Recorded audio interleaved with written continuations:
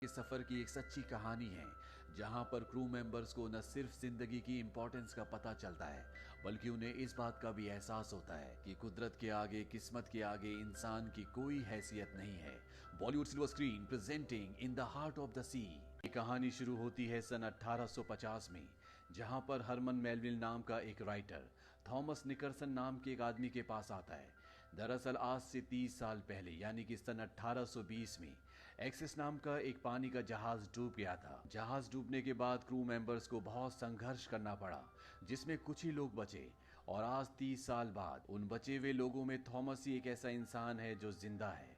हरमन जो कि एक राइटर है, थॉमस से उस पूरी कहानी को सुनना चाहता है ताकि वो उसके ऊपर अपनी किताब लिख सके। हालांकि थॉमस उस कहानी को उसे बताना नहीं चाहता, पर उसकी पत्नी कहती है कि हमें पैसों की जरूरत है और हरमन इस कहानी के बदले हमें पैसे देने के लिए तैयार है। अपनी पत्नी के कहने पर थॉमस हरमन को कहानी सुनाना शुरू करता है और यहाँ से कहानी जाती है फ्लैशबैक में, यानी कि आज से 30 साल पहले सन 1820 में, जहाँ पर एक बंदरगाह में बहुत बड़े बड़े शिप्स को दिखाया जाता है। यहाँ पर मछलियों का और साथ ही साथ वेल मछली से जो ऑयल निकलता है उसका बहुत बड़ा व्यापार होता है, जिस ऑयल की इस दौर में बहुत ज्यादा डिमांड होती है। इसीलिए एक बहुत बड़ी कंपनी के कुछ ओनर्स एक सेलर को बुलाते हैं जिसका नाम होता है ओवन चेज। वो ओवन को बोलते हैं कि हम अपने सबसे बड़े शिप जिसका नाम एसेक्स है उसे समंदर में भेज रहे हैं और हम चाहते हैं कि तुम शिप में फर्स्ट मेट बनकर जाओ।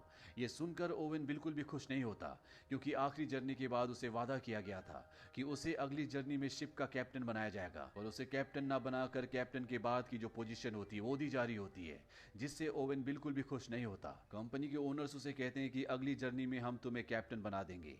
ओवन उनसे कागज पर यह लिखवा लेता है। दरअसल इस बार जिसको शिप का कैप्टन बनाया गया उसका नाम जॉर्ज है और वो कंपनी के जो मालिक है उन्हीं मालिकों में से एक का बेटा है। अब जहाज में सफर की तैयारी होना शुरू हो जाती है। इस सफर में एक 14 साल का लड़का भी शामिल होता है जिसका नाम थॉमस है। वो अनाथ है। थॉमस वही आदमी है जो प्रेजेंट टाइम में ये पूरी की पूरी कहानी राइटर को सुना रहा है। थॉमस और उसका साथी इस सफर में शामिल हो जाते हैं और एसेक्स जहाज अब समंदर के सफर पर निकल पड़ता है। जहाज की जब सेल्स नीचे कर रहे होते हैं तो एक सेल अटक जाती है, जिसे नीचे करना बहुत जरूरी होता है। ओवन बड़ी बहादुरी से और फुर्ती से ऊपर चढ़ता है। चाकू से रस्सी को काट के वो सेल को खोल देता है, जिससे ये पता चलता है कि ओवन अपने काम में बहुत माहिर है, जबकि इस शिप का जो कैप्टन है जिसका नाम जॉर्ज है उसे इतना एक्सपीरियंस नहीं होता। साथ ही वो ओवन को बिल्कुल पसंद नहीं करता, क्योंकि वो शिप का पूरा चार्ज अपने हाथ में लेना चाहता है, जबकि शिप के सभी लोग जानते हैं कि ओवन शिप के कैप्टन जॉर्ज से भी ज्यादा अपने काम में कुशल है। पूरा दिन सफर करने के बाद अगले दिन ये समंदर के बीचों बीच पहुंच जाते हैं, जहां पर ओवन शिप के क्रू मेंबर्स को शिप की जो सेल्स होती है यानी कि पर्दे जिनसे हवा टकराकर शिप को स्पीड मिलती है उन्हें कम करने के लिए कहता है, क्योंकि मौसम खराब होता है। पर जब जॉर्ज ये सब देखता है तो वो अपनी बात ऊपर रखने के लिए, अपना रौब दिखाने के लिए कहता है कि सारी सेल्स खोल दो ताकि शिप को स्पीड मिले। हालांकि ओवन उसे समझाने की कोशिश करता है, पर जॉर्ज कहता है कि हम अपने सफर में पहले लेट है, हमें जल्द से जल्द पहुंचना होगा। सारी सेल्स खोलने के बाद शिप पूरी स्पीड से तूफान की तरफ बढ़ना शुरू करता है और बहुत जल्द वो तूफान की चपेट में आ जाता है।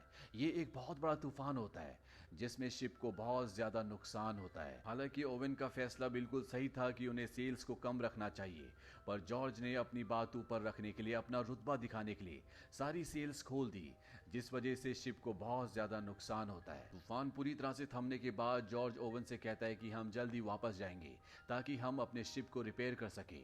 साथ ही वापस पहुंचने के बाद तुम एक माफीनामा लिखोगे जिसमें तुम लिखोगे कि तुमने अपने कैप्टन के ऑर्डर्स नहीं माने, जिस वजह से कई लोगों की जान जा सकती थी। मुझे तुम्हारा इस्तीफा चाहिए। ओवन ये सुनकर पूरी तरह से हैरान होता है। वो जॉर्ज से कहता है कि सेल्स को नीचे करना तुम्हारा ऑर्डर था, तुम्हारी वजह से हम तूफान में फंसे। जॉर्ज कहता है कि मैं अपने क्रू को टेस्ट कर रहा था। ओवन कहता है कि तुम टेस्ट कर रहे थे, वो भी तूफान के बीचों बीच। ये एक बहुत ही गलत कैप्टनशिप है। इस बात से जॉर्ज पूरी तरह से भड़क जाता है। वो कहता है कि तुम एक किसान के बेटे हो, मेरे खानदान के बारे में मत भूलो, मेरे पूरे खानदान ने इसी काम को किया है। दरअसल इस वक्त में किसी शिप का कैप्टन होना बहुत बड़ी बात थी, जिस बात का घमंड जॉर्ज के अंदर होता है। ओवन खाली हाथ नहीं जाना चाहता, क्योंकि अगर ये खाली हाथ गए तो इन्हें पैसे नहीं मिलेंगे। इसीलिए वो जॉर्ज को समझाता है। वो कहता है कि बिना ऑयल के वापस जाना आपके परिवार की शान के खिलाफ होगा। मैं भी चाहता हूं कि हम ऑयल इकट्ठा करें और जल्द से जल्द वापस चले जाए। जिस काम के लिए हम यहाँ पर आए हैं उस काम को हमें पूरा करना होगा। जॉर्ज उसकी बात मान जाता है और इसके बाद ये समंदर की और भी गहराइयों में बढ़ते चले जाते हैं। इन्हें आज समंदर में पूरे 3 महीने हो चुके हैं। 3 महीने बाद इन्हें वेल्स का एक झुंड दिखता है, जहां पर ये अपने बड़े जहाज से 3 छोटी छोटी नौकाओं में समंदर में वेल मछली का शिकार करने के लिए उतर जाते हैं। ये वहां पर एक वेल मछली का शिकार भी करते हैं। के बाद वेल मछली को शिप पर लाया जाता है, जहां पर उसकी बॉडी के अंदर जो ऑयल होता है उसे निकाला जाता है, लेकिन अभी भी उसके अंदर बहुत सारा ऑयल होता है। वेल मछली के ऊपर जो छेद किया होता है वो बहुत छोटा होता है, और इस पूरे शिप में सबसे छोटा लड़का थॉमस है, जो 14 साल का है। सेकंड टाइम में राइटर को ये पूरी कहानी सुना रहा है। इस वेल के शिकार के बाद इन्हें कई महीनों तक कोई भी वेल नहीं दिखती। इन्हें लगभग समंदर में पूरा 1 साल हो चुका है। ये सब अपने घर से बहुत दूर हैं। इनके खाने पीने का सामान भी खत्म होने वाला है। साथ ही साथ ओवेन और जॉर्ज के बीच में जो दरार थी अब वो और भी बढ़ चुकी है। इन्हें खाने पीने का सामान चाहिए, इसीलिए ये एक टापू के पास अपना शिप रोकते हैं और नाव से उस टापू पर जाते हैं, जहां पर इनके पास जो वेल ऑयल होता है ये उसका सौदा करते हैं। यहाँ पर इन्हें एक कैप्टन भी मिलता है जो इन्हीं की तरह वेल ऑयल का काम किया करता था, पर अब उसका एक हाथ नहीं है। ओवेन और जॉर्ज उसके पास जाते हैं। वो उससे पूछते हैं कि हमें वेल्स कहाँ पर मिलेंगी। वो कैप्टन बताता है कि आज से कई साल पहले जब मेरे पास अपना शिप था, यहाँ से 2000 मील दूर वेस्ट में हमें इतनी सारी वेल्स मिली थी कि हम एक दिन में 3000 बैरल ऑयल इकट्ठा कर सकते थे। 3000 बैरल ऑयल बहुत ज्यादा है। जॉर्ज और ओवेल के पूरे सफर का टारगेट 2000 बैरल ऑयल का है। इसके बाद वो कैप्टन बताता है कि हम वेल्स को मारकर ऑयल ले सकते थे, अगर वहां पर वो व्हाइट वेल नहीं आती, जिसकी लंबाई लगभग 100 फुट की है। वो समंदर का शैतान है, जिसने एक ही बार में हमारे पूरे शिप को नष्ट कर दिया। मेरे 6 लोग मारे गए, साथ ही साथ मैंने अपना एक हाथ भी खो दिया। पर ओवेन और जॉर्ज उसकी बात पर यकीन नहीं करते और वो अपना शिप लेकर वेस्ट की तरफ बढ़ जाते हैं। और जब ये उस जगह पहुंचते हैं जिस जगह के बारे में कैप्टन ने बताया था, तो उसकी बात सच होती है। यहाँ पर वेल्स का झुंड होता है, जिसे देखकर सब बहुत खुश और एक्साइटेड हो जाते हैं। यहाँ से एक ही दिन में ये इतना ऑयल निकाल सकते हैं कि ये वापस अपने घर जा सकें। ये सब के सब अपने बड़े शिप से छोटी बोट्स में समंदर में वेल मछलियों का शिकार करने के लिए उतर जाते हैं। और जब ये शिकार कर रहे होते हैं तभी यहाँ पर व्हाइट वेल आती है। ये वही दैत्यनुमा वेल मछली है जिसके बारे में इन्हें कैप्टन ने बताया था। उस कैप्टन ने जिस कैप्टन ने इन्हें यहाँ का रास्ता दिखाया है। वो वेल मछली इतनी बड़ी होती है कि एक ही बार में इनकी नाव को पलट देती है।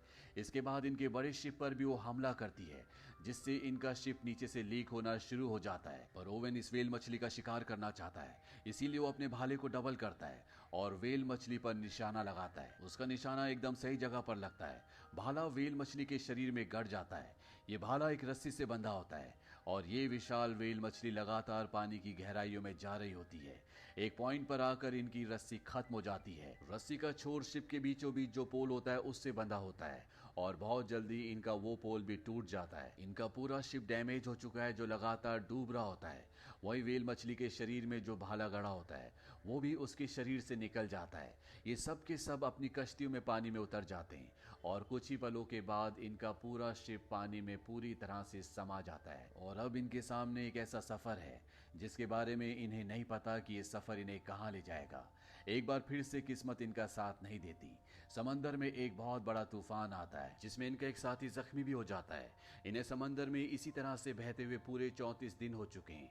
इनके खाने का जो राशन है वो भी अब लगभग खत्म हो चुका है। पर तभी इन्हें उम्मीद की एक किरण दिखती है। इन्हें एक आइलैंड दिखता है, जिसे देखकर ये सब बहुत खुश हो जाते हैं और ये अपनी तीनों नाव को उस आइलैंड की तरफ मोड़ देते हैं।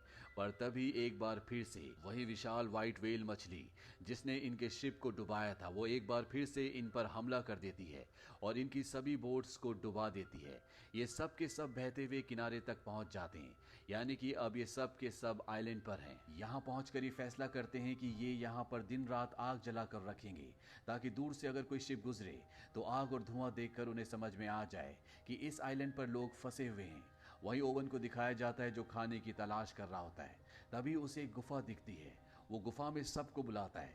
ये सब देखते हैं कि गुफा के अंदर कई कंकाल पड़े हैं, यानी कि इन्हीं की तरह कुछ लोग पहले यहाँ पर आकर फंस गए होंगे और जिस तरह से ये यहाँ पर मदद की उम्मीद कर रहे हैं, इस वजह से इन सब की यहाँ पर मृत्यु हो गई। ये समझ जाते हैं कि समंदर के इस भाग में कोई भी शिप नहीं आता, इसीलिए इनके पास जो इनकी टूटी फूटी नाव होती है उन्हें रिपेयर करके ये एक बार फिर से तैयार कर देते हैं। और अब ये सब के सब यहाँ से जाने के लिए तैयार हैं, पर इनके कुछ साथी जाने से मना कर देते हैं। इसमें ओवन का एक दोस्त भी होता है। ओवन कहता है कि एक बार मैं घर वापस पहुंच जाऊं, मैं तुम्हारे लिए मदद जरूर भेजूंगा। ये सब के सब बोट्स में यहाँ से निकल जाते हैं, लेकिन इनका सफर अभी बहुत लंबा है। बहुत जल्दी इनमें से इनका एक साथी मर जाता है। समंदर के कानून के हिसाब से उसे पानी में बहा देना चाहिए, पर ओवन ऐसा करने से अपने साथी को मना करता है। वो जानता है कि इनका मरा हुआ साथी इन सब को जिंदा रख सकता है।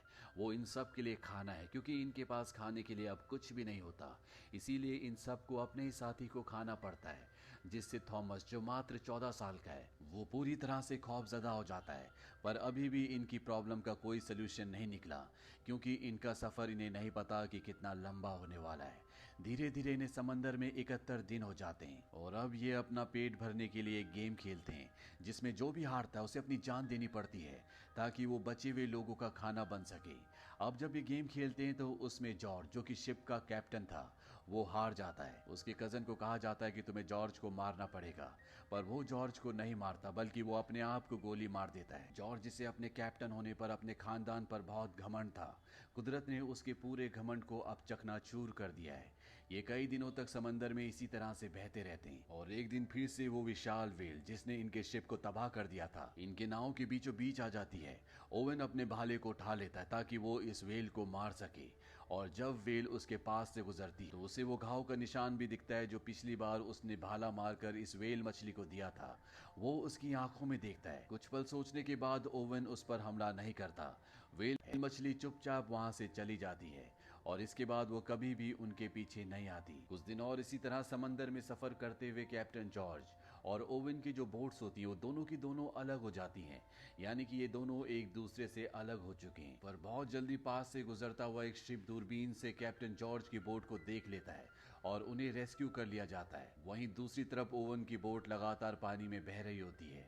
ना उनके पास पीने के लिए पानी है, ना खाना, और जब वो पूरी तरह से जिंदगी की लड़ाई हार चुके होते हैं, तभी उन्हें आसमान में बहुत सारे पक्षी दिखते हैं, और जब वो दूर देखते हैं तो वहां पर एक आइलैंड होता है, जिसे देखकर जॉर्ज और 14 साल के थॉमस के अंदर एक उम्मीद जाग जाती है। ये अपनी बोट उस तरफ ले जाते हैं। बहुत जल्दी उस आइलैंड से इन्हें रेस्क्यू कर लिया जाता है, और ठीक 3 महीने बाद 11 जून सन 1821 को ये अपने घर वापस पहुंच जाते हैं। ओवन की पत्नी ओवन को देखकर बहुत खुश होती है। दरअसल सबने मान लिया था कि ये सब के सब अब मर चुके हैं। जॉर्ज जब इस सफर पर गया था तो उसकी पत्नी प्रेग्नेंट थी, और अब उसकी बेटी भी कुछ बड़ी हो चुकी है, जिसे उसने पहली बार देखा है।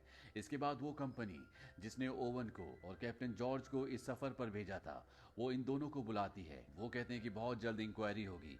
दरअसल इस सफर में इनके बहुत सारे लोग मारे गए होते हैं, इसीलिए इनसे पूछा जाएगा कि सफर में क्या हुआ था। कंपनी के जो ओनर्स होते हैं वो कहते हैं कि तुम्हें एक झूठी कहानी बतानी होगी, ताकि हमारी कंपनी की रेपुटेशन इन्वेस्टर्स और इंश्योरेंस कंपनी के सामने बनी रहे। पर ओवन उनकी बात मानने से मना कर देता है। हालांकि वो उसे पैसों का लालच भी देते हैं, पर वो कहता है कि मैं अब तुम्हारी कोई बात नहीं मानूंगा। वो अपना इस्तीफा दे देता है। यहाँ पर कैप्टन जॉर्ज को अब इंक्वायरी के सामने बिठाया जाता है। हालांकि उनके पिता भी इस कंपनी के ओनर्स में से एक ओनर है, पर उसने मौत को बहुत नजदीक से देखा है, इसीलिए अब वो बदल चुका है। उसे इन बातों से कोई फर्क नहीं पड़ता, और वो इंक्वायरी के सामने बता देता है कि उनके शिप को व्हाइट व्हेल ने डुबाया था। वही कहानी अब प्रेजेंट में आती है, जहाँ पर जो नन्हा थॉमस था, जो 14 साल का था, वो ये पूरी कहानी राइटर को सुना रहा होता है। वो उसे बताता है कि कैप्टन जॉर्ज एक बार फिर से समंदर में गए उस व्हाइट व्हेल के शिकार के लिए, पर वो उन्हें कभी नहीं मिली, और इसके बाद कैप्टन जॉर्ज को जबरदस्ती रिटायर कर दिया गया। वहीं ओवन ने, जैसा कि अपने दोस्त से वादा किया था कि वो उसके लिए मदद भेजेगा, उसने अपना वादा पूरा किया। पर जब उस आइलैंड पर मदद पहुंची तो ओवन का दोस्त मर चुका था। हालांकि वहां पर बाकी 3 लोग अभी भी जिंदा थे, जिनकी हालत बहुत ज्यादा खराब थी। उन तीनों को बचा लिया गया। इसके बाद ओवन ने अपने परिवार के साथ शहर को छोड़ दिया। वो एक मर्चेंट कैप्टन बन गया, और हमेशा उसने अपने शिप को अपनी शर्तों पर ही चलाया। थॉमस राइटर से पूछता है, क्या तुम ये सब कुछ लिखोगे? वो कहता है कि नहीं, मैं एक फिक्शनल कहानी लिखूंगा जो कि सच्ची कहानी से इंस्पायर्ड होगी। पर यहाँ पर मुझे कहानी से भी बेशकीमती चीज मिली, और वो है करेज, यानी कि साहस। जिंदगी में कभी भी हार नहीं माननी चाहिए। जो लड़ते हैं वही जिंदगी में आगे बढ़ते हैं। अब यहाँ से हरमन, जो कि राइटर है, वो चला जाता है। वो 1 साल में इस किताब को पूरा करता है। इस किताब का नाम रखता है मॉबी डिक, जो अमेरिका में बहुत ज्यादा फेमस होती है। तो ये थी पूरी कहानी इन द